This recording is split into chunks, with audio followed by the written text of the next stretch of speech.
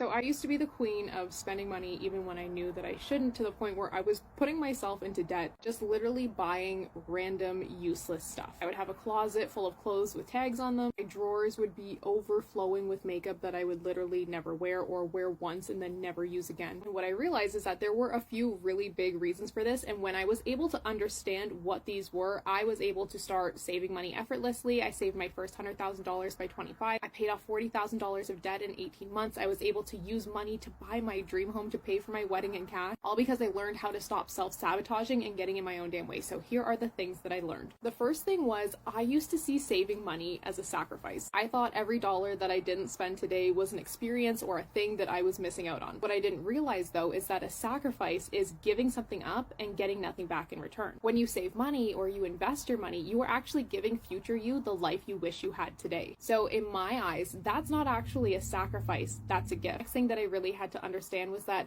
I had really wishy-washy goals. I thought I wanted more money, but I didn't really understand what more money meant to me. When you have wishy-washy goals and you lack specificity in what it is that you want out of life, it's really hard to work towards it. So instead of saying, I want to save money, what do you want to save money for? And a really huge tip that helped me a lot here was actually setting up a high-yield savings account with different savings buckets and then naming each one of those buckets for my specific goal. So if I was going to be saving for a new car, I would have a savings bucket called new car, or a trip that I was going on like Bali 2025. Then I would set up automatic transfers into these accounts every time I got paid. So this way I took my mind out of it. I got out in front of self-sabotage, so I wasn't waiting until the end of the 2 weeks before my next paycheck being like, okay, do I have money to put away for these things that I want? And it becomes that much harder to take from those accounts because you actually see yourself stealing from the life that you want. The next thing I really had to understand was just how much money was going towards impulse purchases and buying shit that I didn't need. So what I want you to do for the next 2 weeks is keep a tally. Every time you see something that you want to buy, I want you to go put it on a list,